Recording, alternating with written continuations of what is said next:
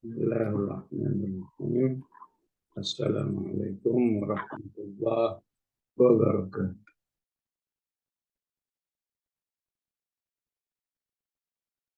Ya Rabbana lakal hamdu kama yanbaghi li jalali wajhika wa 'azimi sultanik. Raditu billahi rabba wa bil islami dina wa bi Muhammadin nabiyya wa rasula. Subhanallahi wa bihamdihi adada khalqihi wa rida nafsihi wa zinata 'arsyihi. Allahumma salli wa sallim wa barik ala sayyidina Muhammad wa ala ali sayyidina Muhammad. Allahumma sur ikhwanana al-muslimina fi Filistin. Allahumma sur ikhwanana al-mujahidin fi Filistin nasran aziza. Allahumma arhamhum. Allahumma ihfadhhum min kaidil yahud al-mal'unin. Allahumma alaika bi'a'daihim أعداء الإسلام والمسلمين. اللهم شتت شملهم وفرق جمعهم. اللهم إنا نجعلك في نحورهم ونعوذ بك من شرورهم. Jamaah rahimakumullah, kita masih di dalam fokus membahas ma'rifatullah, mengenal Allah lewat fenomena-fenomena yang tiap hari kita rasakan dan kita jumpai. Ya. Ya Allah ingatkan, kalau kamu bisa tertawa, bisa menangis, itu karena Allah. Wa annahu huwa adhaka wa abka. Ada yang meninggal, ada yang lahir, dan begitulah seterusnya. Itu semua karena Allah. Wa annahu huwa amata wa ahya. Agar kita punya mental keimanan yang disebut dengan wa anna ila rabbikal muntaha. Ya. Agar kita terus sadar bahwa yakin tidak yakin, ya, menolak atau menerima, semua akan kembali kepada Allah Subhanahu wa Ta'ala. Ya. Semuanya ini agar kita terhindar dari apa yang baru kita dengar di dalam tilawah pembuka tadi, fa'arid anman tawalla an dzikrina wa lam turid illa al-hayatid dunya. Ya, kita terhindar dari kondisi orang yang selalu tidak berminat kepada Allah. Tawalla an dzikrina, berminatnya hanya untuk urusan dunia. Wa lam yurid illa al-hayatid dunya. Ilmu yang dicari selalu ilmu keduniaan terus. Dzalika mablaghuhum minal ilm. Ya. Wa ma taufiquna illa billah. Ya. Alhamdulillah, Allah terus menjadikan kita mencintai kajian ini. Ya. Insya Allah 3 kondisi ini Allah selamatkan diri kita. Ya. Dzalika mablaghuhum minal ilm. Ya. Terhindar dari orang yang wawasannya hanya urusan dunia semua. Dari A sampai Z urusan dunia semua. Nah, dzalika mablaghuhum minal ilm. Maka dengan ngaji Quran seperti ini, insya Allah, ya, ilmu kita bagaimana mengenal Allah, ilmu kita bagaimana menyiapkan kehidupan akhirat, ilmu kita bagaimana agar bisa masuk surga, bisa selamat dari api neraka. Ini juga tidak terlepas dari dengan siapa manusia itu. Kamu biman dhalla an sabilihi wa huwa a'lamu biman ihtada. Jadi setiap kita yang hadir di sini pada hakikatnya punya peran hidayah kepada saudara. Ya. Sehingga ya, terkumpul di Zoom ini misalnya ada 40 orang lebih, ya, ini sebenarnya satu dengan yang lain menjadi pemicu hidayah. Hadirnya si A, si B, si C, dan seterusnya ini saling mempengaruhi ya, hidayah Allah kepada hamba-hambanya. Inilah yang dimaksud dengan inna rabbaka huwa a'lamu biman dhalla an sabili wa huwa a'lamu biman ihtada. Sebagaimana orang yang sulit mendapat hidayah, ya, maka dia sangat tidak suka ya, bergaul dengan orang-orang yang punya potensi dapat hidayah. Ya. Sukanya dengan orang-orang yang tidak berpotensi mendapat hidayah, sehingga nggak dapat hidayah. Dan Allah Maha tahu siapa yang memang betul-betul ingin tambahan hidayah dan siapa yang memang tidak ingin. Yang bisa terlihat dari ya, siapa yang ingin dijadikan teman akrabnya, teman pergaulannya, teman ngajinya, bahkan misalnya teman zoomnya dan seterusnya. Sehingga Allah katakan wa huwa a'lamu biman ihtada. Tahu orang-orang yang memang sudah berusaha untuk meraih hidayah Allah, pada mereka Allah akan berikan hidayah. Ya. Maka selanjutnya Allah menjelaskan tentang dirinya. Wa annahu khalaqaz zawjayn dzakara wal untha. Sesungguhnya hanya Allah yang menciptakan dua makhluk yang berpasangan, yaitu az-zakar, jenis laki-laki dan jenis perempuan. Yang kita jelaskan kemarin bahwa di ayat ini nggak pakai huwa. Padahal sebelumnya udah huwa semua ya. Huwa abhaka wa annahu huwa amata wa ahya. Ya, ayat ini nggak pakai huwa lagi. Karena pencipta manusia itu hanya Allah. Kalau yang tawa, makhluk lain masih bisa ngaku. Kalau perlu kasih kata huwa supaya dipahami ya, bahwa yang dimaksud adalah hanya Allah. Karena dialah ya, Tuhan yang abhaka wa abka secara permanen. Ya. Karena kalau manusia enggak permanen. Ya. Kalau kemarin dengan ada istilah orang yang dengan dengan ungkapannya ya kembali ke laptop. Ya. Semua orang ketawa kalau nonton dia. Ya. Iya begitu Allah kasih ujian dengan penyakit, ya udah. Dan aturan lagi. Itulah yang permanen membuat manusia abhaka wa abka.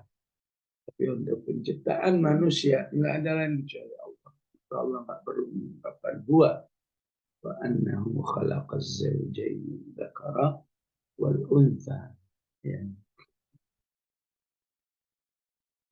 Maka di balik ya, penciptaan manusia yang laki dan perempuan ini sungguh sangat banyak di dalam Al-Quran ya, penjelasan-penjelasannya. Ya. Maka salah satu penjelasannya hendaklah satu dengan yang lain antara pria dan wanita itu bisa saling berlomba-lomba dalam kebaikan. Ya. Berlomba-lomba dalam kebaikan sehingga Allah katakan apa? Wal-laili idza yaghsha wan-nahari idza tajalla wama khalaqadz dzakara wal untha inna sa'yakum lasyaq.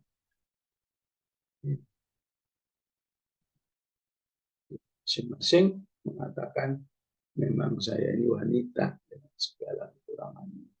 Tapi saya nggak mau kalah dengan laki-laki yang memiliki katakan kekuatan untuk beramal. Ya. Yang laki-laki juga begitu, melihat wanita punya amal yang banyak, maka seharusnya dia mengingatkan dirinya itu wanita. Yang segala keterbatasannya aja amalnya luar biasa. Masa saya laki nggak bisa? Apa yang diinginkan oleh Allah, inna sa'yakum lasyatta. Wal-laili idza yaghsha wan-nahari jalla wa ma khalaqa. Inna sa'yakum lasyatta. Ya. Maka siapapun yang bisa tampil berprestasi, ya dialah yang mulia di sisi Allah. Ya. Mau laki mau perempuan. Dan yang tidak dimiliki oleh keyakinan yang lain. Ya. Ada sekelompok manusia yang cenderung ya, merendahkan laki-laki, ada kelompok yang cenderung menghinakan, merendahkan perempuan. Jadi seakan-akan dua-duanya ini nggak ada yang menyadari kalau semuanya ya mau laki mau perempuan itu bukan request manusia itu sendiri, itu Allah yang menentukan. Ya. Jadi masing-masing nggak ada yang berarti lebih hebat, lebih unggul. Ya. Dua-duanya sama di sisi Allah, sehingga Allah sering katakan min dzakari wa untha man 'amila shalihan min dzakari aw untha wa huwa mu'min. Ya. Maka dibalik laki dan perempuan, ya, penciptaan laki dan perempuan harus bisa menjadi motivasi beramal. Ya. فَأَمَّا مَنْ أَعْطَى وَاتَّقَى وَصَدَّقَ بِالْحُسْنَى فَسَنُيَسِّرُهُ لِلْيُسْرَى. Ya. Apapun dia perempuan, kalau dia yang banyak amalnya, dialah yang mulia di sisi Allah Subhanahu wa Ta'ala. Apalagi ini digambarkan laki-laki dan perempuan, ya. Nah, memang masalah ini ya, sebelumnya menjadi masalah kemanusiaan. Ya. Nah, orang Quraisy sangat ya, sangat tidak suka jika istrinya melahirkan anak perempuan, sehingga mereka bunuh. Bahkan yang unggul itu hanya laki, perempuan itu terhina. Ya. Di sebagian adat yang lain jika lahir ya kembar misalnya perempuan dua-duanya ataupun laki-laki itu merupakan aib dan seterusnya. Tapi anehnya giliran Allah mereka tuduh punya anak laki-laki, punya anak perempuan. Itulah yang disebut dengan afara'aitumul Lata wal Uzza wa manata tsalitsatal ukhra alakumud dzakaru wa lahul untha. Di balik penciptaan laki dan perempuan juga Allah inginkan menjadi ibrah, menjadi ibrah ya, bagaimana agar orang beriman itu ya menjadikan rumah tangganya sebagai ladang amal soleh. Bukan di ayat yang lain, wa ja'alnakum azwaja. Kamilah yang menjadikan kalian wahai manusia berpasang-pasangan, kemudian menikah, kemudian berkapan di Ar-Rum 31 ayat 21. Ayati an khalaqalakum min anfusikum azwajan litaskunu ilaihi. Ya. Maka di balik kehidupan suami istri ini adzakar sebagai suami, al-untha sebagai istri, Allah jadikan sebuah sistem di mana ya, harus bisa menghasilkan apa yang disebut dengan kesalihan, ya. Kesalihan vertikal dan horizontal. Vertikal bagaimana manusia itu baik suami maupun istri punya hubungan dengan Allah. Horizontal bagaimana suami dan istri itu punya hubungan, istilah kita mawaddah warahmah, yang baik satu dengan yang lain. Sehingga Rasulullah Shallallahu Alaihi Wasallam tidak rela kepada seorang sahabat yang ya, ya, sebutlah Abu Darda, ya, tidak rela seorang sahabat, wah luar biasa ininya, ya, kesolehan vertikalnya. Tapi setelah dievaluasi dengan istrinya kurang, ya, kurang akrab, ya. Merasa itu nggak penting, yang secukupnya aja lah dengan istri, ya. Sampai kata istrinya, ya habis gimana, ya, temanmu itu dialog istri berat dengan Salman Al Farisi, aku la yuridid dunya, ya, dalam ini nggak senang dunia. Tapi setelah diceritakan kepada Rasulullah, nggak boleh begitu katanya. Ya. Khairukum khairukum li ahlikum, sebaik kalian yang paling baik dengan keluarganya. Ya. Nggak boleh begitu. Harus ada sesi buat ibadah, harus ada sesi buat keluarga. Ya.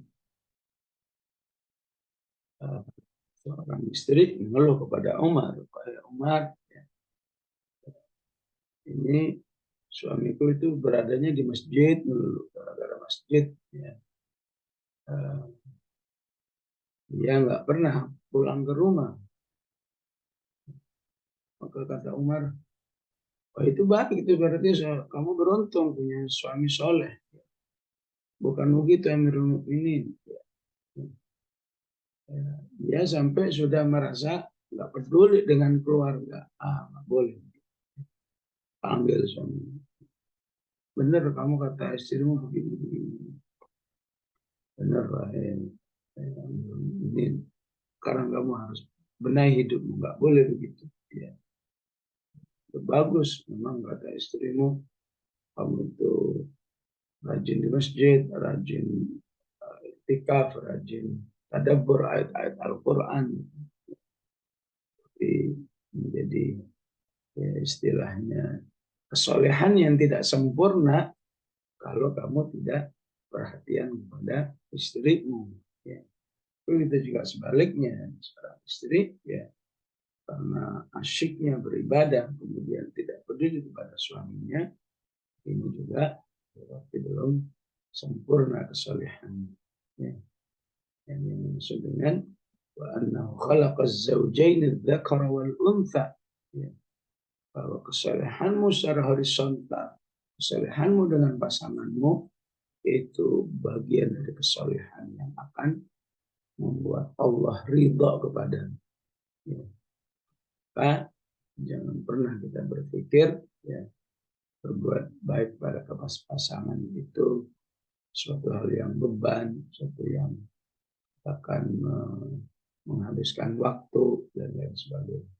Sungguhnya masing-masing ada hitungan-hitungan pahalanya di sisi Allah Subhanahu wa Ta'ala. Jadi dari situlah antara laki dan perempuan harus bisa saling, ya, saling memotivasi untuk beramal saleh. Ya, di ayat yang lain, ya,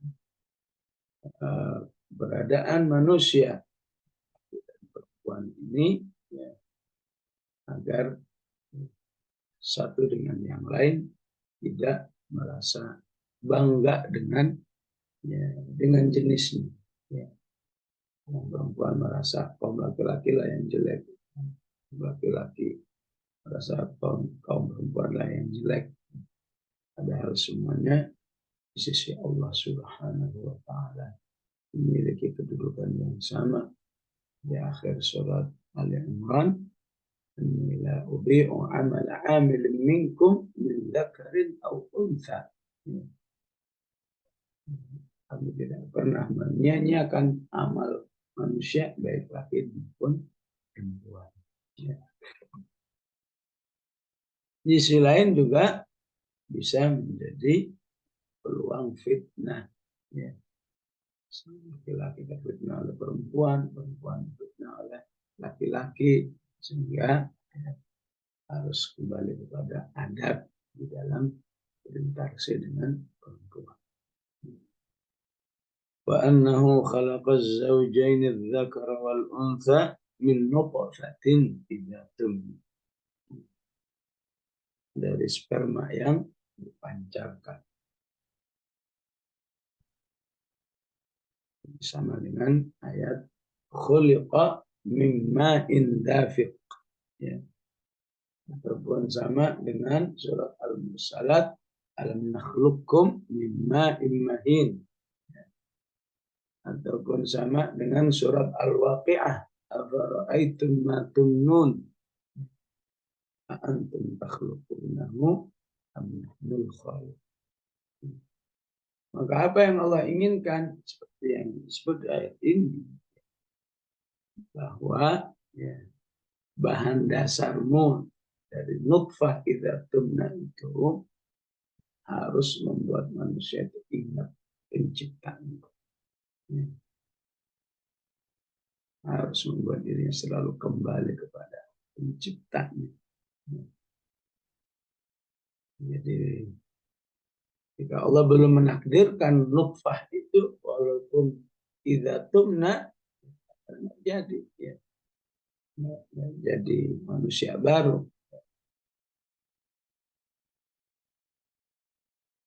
Maka siapa yang selalu menyadari dirinya bahwa dirinya diciptakan oleh Allah, ya, mulai proses dipancarkan pembuahan, berkembang menjadi jabang bayi, menjadi bayi, lahir, terus sampai dewasa, ya, maka itu akan memudahkannya untuk beribadah atau menghambakan diri kepada Allah. Ya. Wabil khusus lagi memudahkannya untuk selalu kembali kepada Allah bersama kitab suci. Ya. Allah katakan apa? Ar-Rahman 'allamal Qur'an, khalaqal insana 'allamahul bayan. Ya. Siapa yang menyadari betul bahwa dirinya bukan terjadi tanpa misi, tanpa visi, ya, maka dia akan selalu kembali kepada Tuhan. Sehingga Allah ingatkan, ayahsabul insanu ayyutraka sudah. Kamu kira kamu ini iseng-iseng aja diciptakan ini, ya. Alam yakun nutfatan min maniyyin yumna. Qiyamah, ya. Di akhir al-mu'minun, afahsibukum annama khalaqnakum abatha wa annakum ilaina la turja'un.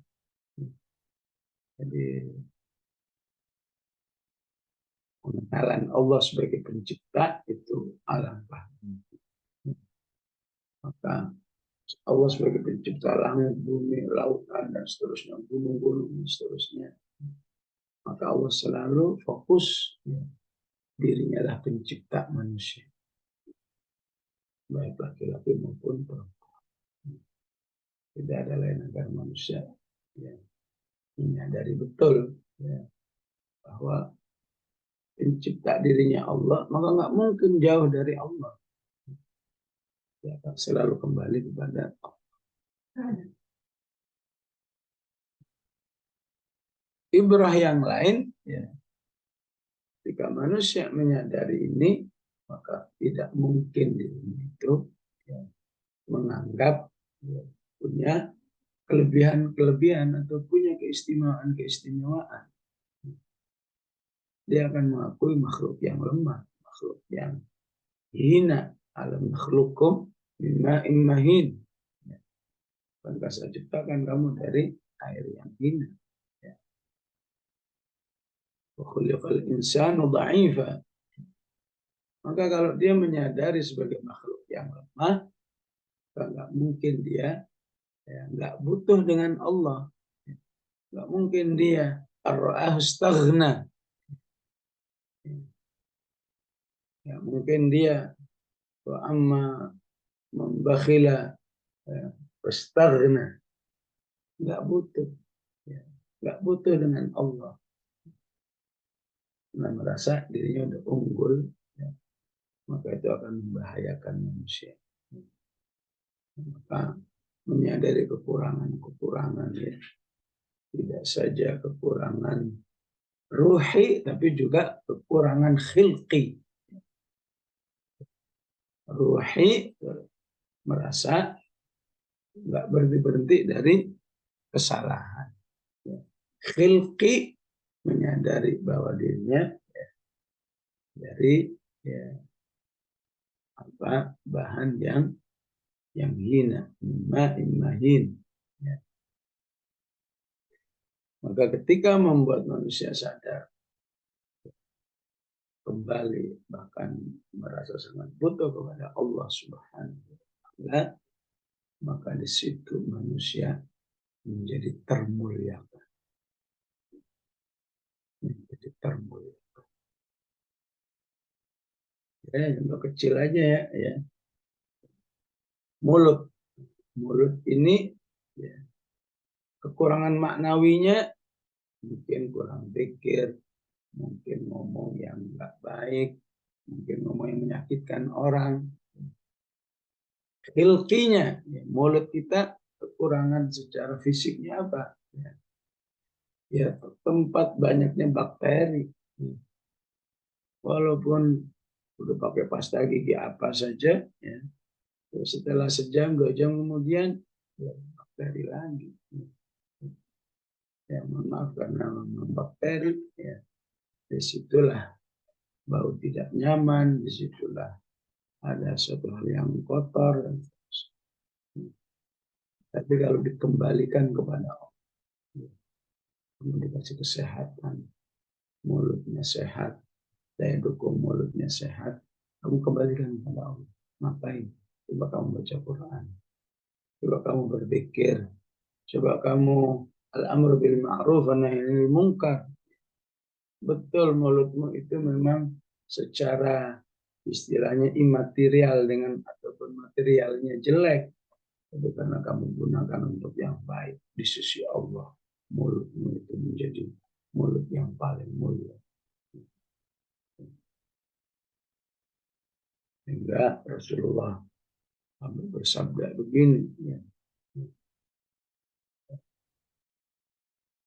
Allah katanya, ya, betul mulut orang beriman tuh kalau puasa, ya, semua mengatakan nggak bagus, ya. Tapi di sisi Allah dia lebih harum dari rihal misk. Ya. Itu baru mulutnya doang, belum matanya, belum tangannya, belum organ-organnya. Kalau semua dikembalikan kepada Allah dengan melakukan ketaatan kepada Allah, ya otomatis ya, manusia yang disebut dengan nutfatin idza tumna, jadi makhluk yang melebihi ya, malaikat dalam kemuliaan.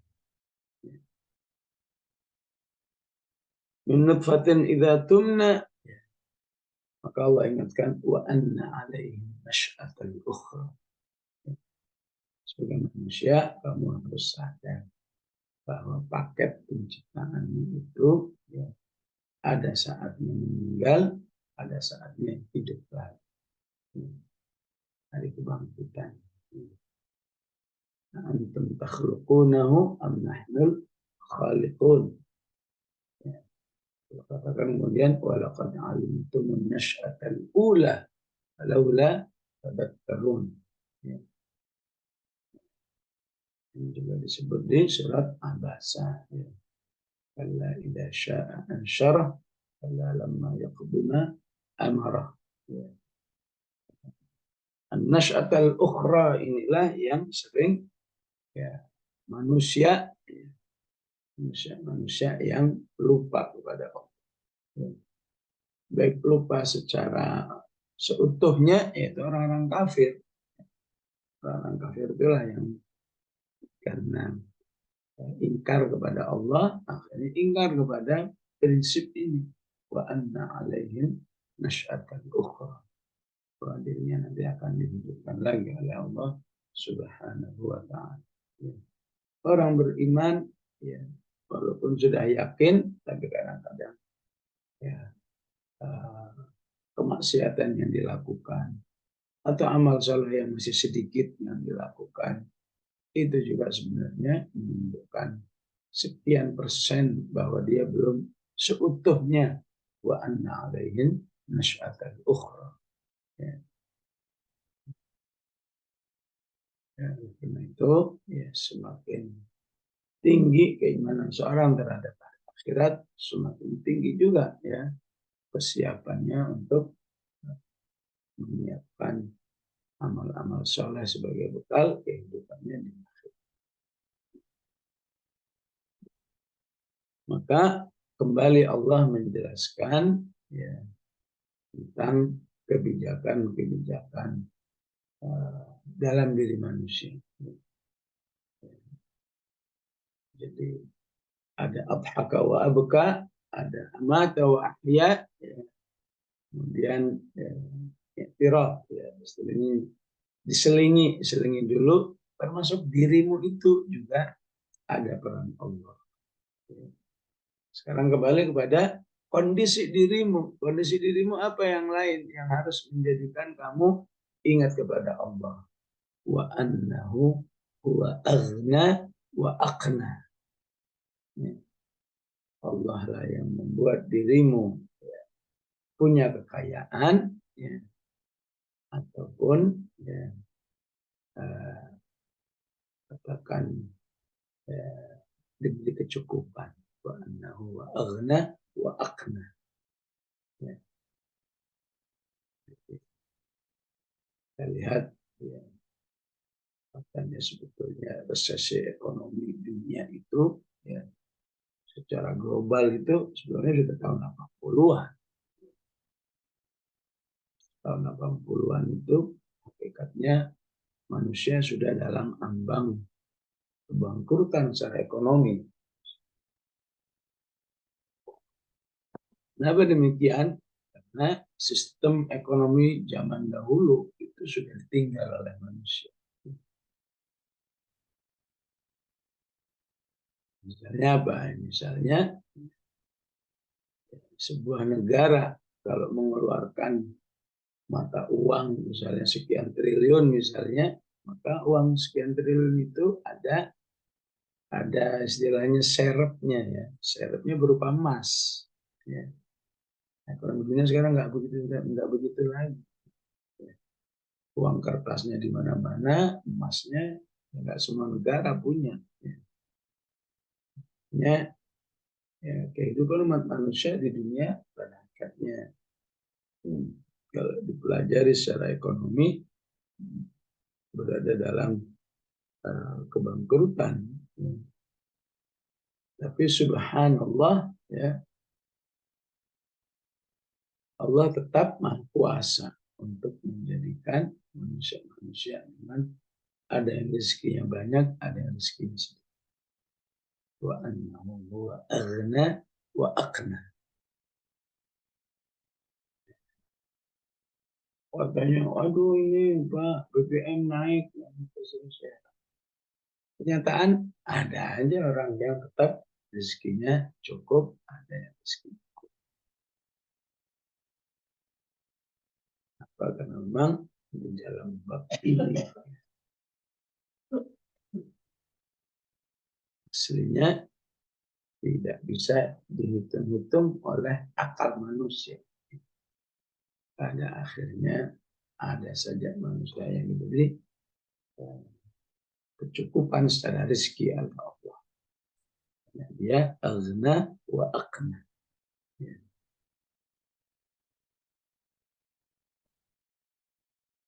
Lawan katanya aghna, lawan katanya aghna itu aslinya afqor dari kata fakir. Tapi Allah tidak menggunakan afqor. Allah menggunakan dengan kata aghna.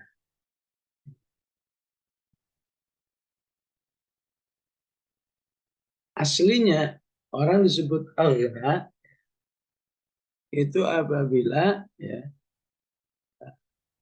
kekayaannya itu sudah melebihi atau bersaldo dari kebutuhan ya, primernya. Katakan papan, sandang, pangan, udah cukup semua, berlebih. Masih ada nyisa lagi. Maka itu disebut dengan aghna. Ya. Sehingga setelah akhir tahun masih nyisa banyak, maka bernama nisab. Ya. Nisabnya udah nyampe katakan 100 juta, maka wajib zakat. Aghna.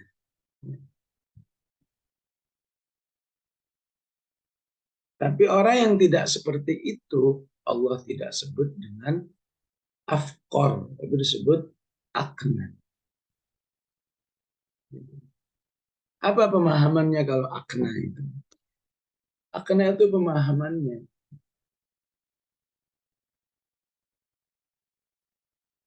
Apapun yang Allah kasih kepada dia, itu selalu dia syukuri. Karena dia tahu yang membuat dirinya begini adalah Allah. Wa annahu huwa aghna wa akna. Ya. Sehingga akna itu adalah pemberian Allah. Ya. Berapapun yang dia terima, dia qanaah. Dia syukuri, ya. Dia realistis, ya. Maka sebenarnya ya, manusia itu tidak akan terjerumus kepada kefakiran. Ya. Kalau saja selalu syukur dan realistis. Ya. Ketika dia sadar bahwa orang seperti saya nggak layak punya mobil, ya udah dia pakai angkot, pakai ya, kendaraan umum dan lain sebagainya, maka udah nggak ada masalah. Ya. Jadi masalah itu yaitu hasilnya bukan bukan levelnya orang punya mobil, maksa-maksain punya mobil. Ya. Jadilah terasa sebagai orang fakir, ini kurang, karena semuanya buat beli BBM semua buat nyicil rumahnya, nyicil maksudnya nyicil kendaraannya.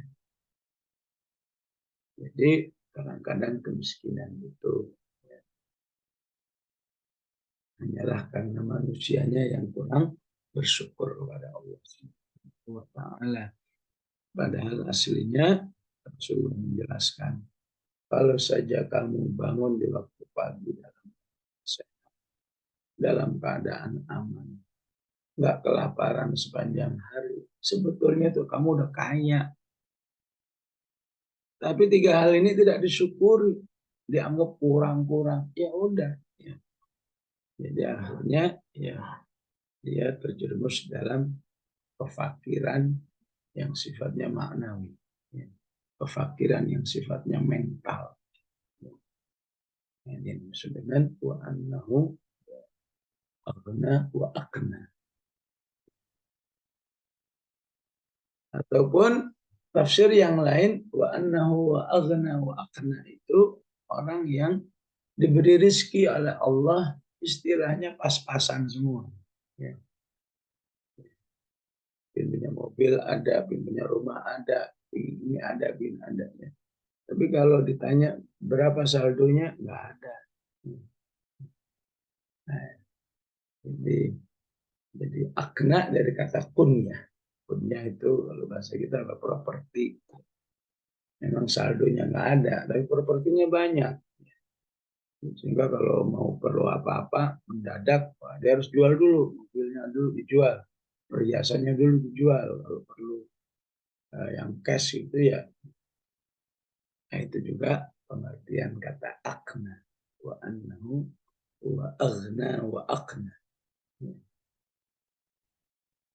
Secara keimanan apa? Selain syukur,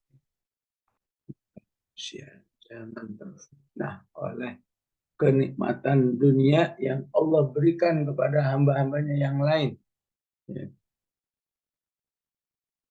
Jangan sampai si Fulan nggak punya mobil, Fulana punya mobil, gara-gara satu nggak punya, jadi hasad misalnya. Ini sangat bertentangan dengan prinsip akidah ini. Wa annahu wa aghna wa aqna. Maka di akhir surat Thaha Allah katakan jangan suka melototin nikmat orang lain. Wala tamuddanna 'ainaika ila ma matta'na bihi azwajan minhum. Ya. Rezeki ini dibuat oleh Allah memang aghna wa aqna, bervariasi. Ada yang begini, ada yang begini, ada yang begini. Istilah lain, nahnu qasamna bainahum ma'isyatahum. Ya. Ya. Kalau kamu pelototin itu rezeki, maka kamu akan merasa, ya, kok dia punya, saya nggak punya. Kok dia bisa begitu, saya nggak bisa begitu. Ini hasad. Ya. Kalau sudah hasad akan menuju kepada kemaksiatan yang lain. Ya. Paling tidak jadi nggak bersyukur dengan Allah. Ya. Tadi balik wa annahu huwa aghna wa aqna. Ya. Pada hakikatnya Allah membagi kenikmatan kepada hamba-hambanya itu, ya, pada hakikatnya azwajan. Azwajan itu apa? Ya, bervariasi. Ya. Ya. Si fulan, masya Allah, kayaknya, masya Allah. Ya. Tapi Allah tidak beri misalnya, Allah uji misalnya dalam kesehatan. Kesehatannya kurang. Masya Allah, si fulan sehat, ya. Tapi dari segi harta sedikit. Ya begitu, nggak ada kenikmatan yang sempurna di dunia. Maka aneh kalau ada orang yang hasad kepada saudaranya yang lain. Ya.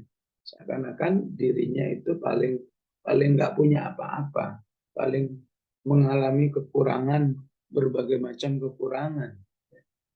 Padahal nikmat Allah tidak seperti itu. Ya.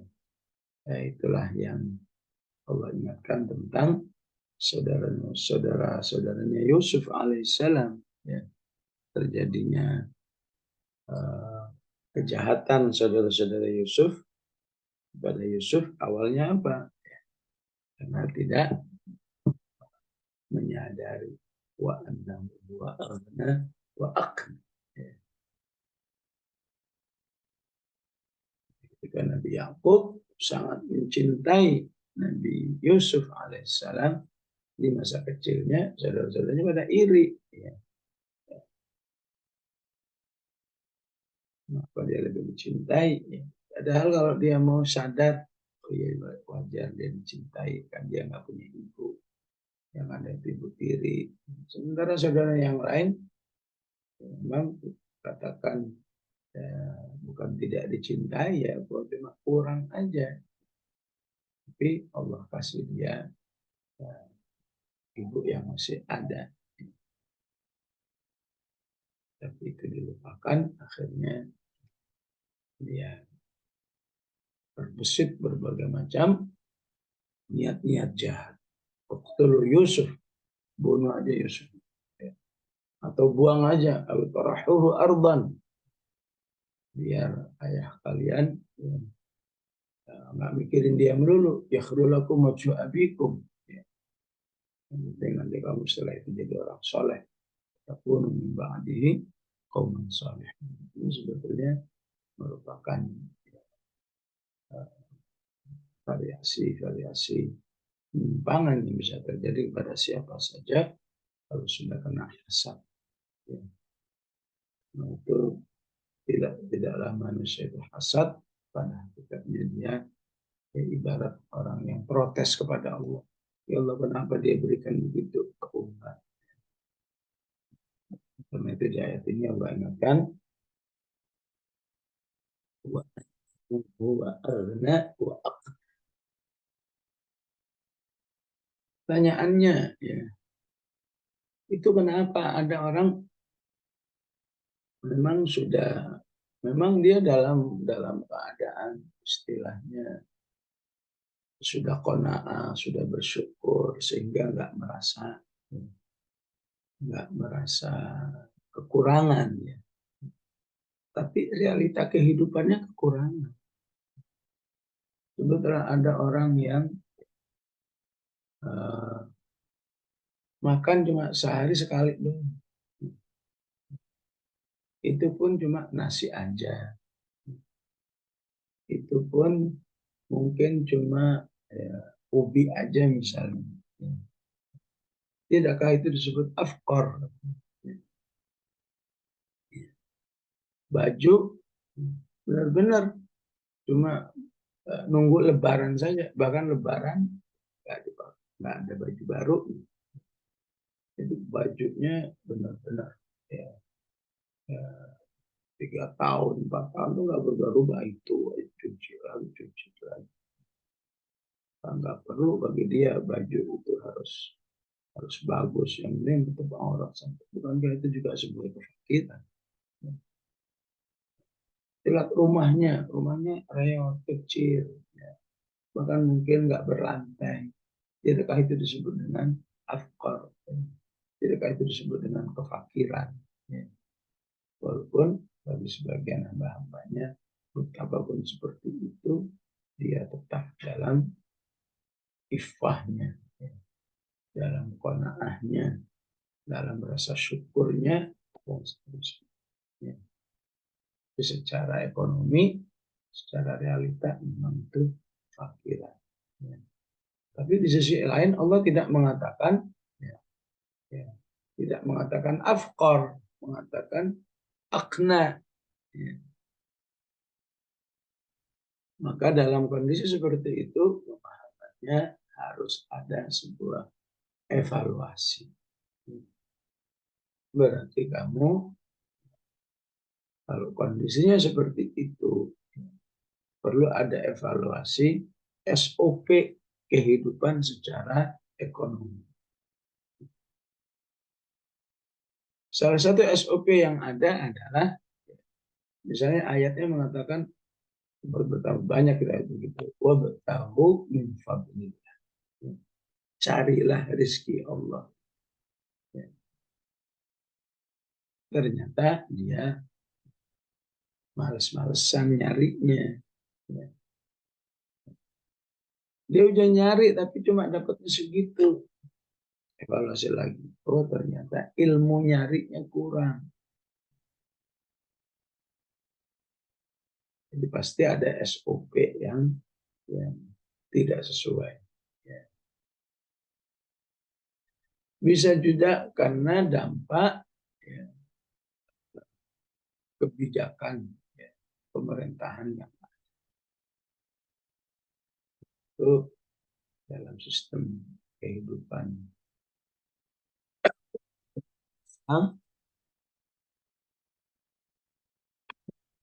zakat, ada sistem sodako, infak, dan seterusnya. Ya, kalau itu berjalan dengan baik, nggak mungkin ada bisa sampai, ya, hidup di dalam garis bawah kemiskinan. Ya. Mungkin dirinya nggak salah, tapi pemerintahannya yang belum peduli dengan ekonomi rakyat. Kalau si yang lain, ya, adalah kemaksiatan. Kemaksiatan juga bisa memicu kemiskinan bagi manusia. Orangnya syirik, orang yang banyak dosa, orang yang ternyata nggak sholat, ya. Dia tidak berlaku bagi dirinya. Wa man yattaqillaha yaj'al lahu makhraja wa yarzuqhu min haitsu la yahtasib. Bahwa rezeki itu ada rezeki yang sudah dijamin, ada rezeki yang dicari, ada rezeki yang diberikan jika manusia itu banyak amal soleh. Ada rezeki yang ditambahkan karena rasa syukurnya. Ya. Jadi kasih sumber rezeki itu sangat bervariasi. Ya. Tapi kalau tidak maksimal mendapatkannya, ya, maka jadilah kondisi kehidupan yang istilahnya di bawah garis kemiskinan. Ya. Pada hakikatnya manusia yang harus mengevaluasi diri. Ya. Maha benar Allah dalam satu urusan rezeki itu sudah ditata sedemikian rupa. Wa annahu wa aghna berlebih, akna berkecukupan. Demikian jamaah rahmatullah. Kaji kita begini. Sallallahu alaihi wasallam wa ala alihi wa sahbihi wasallam. Alhamdulillah.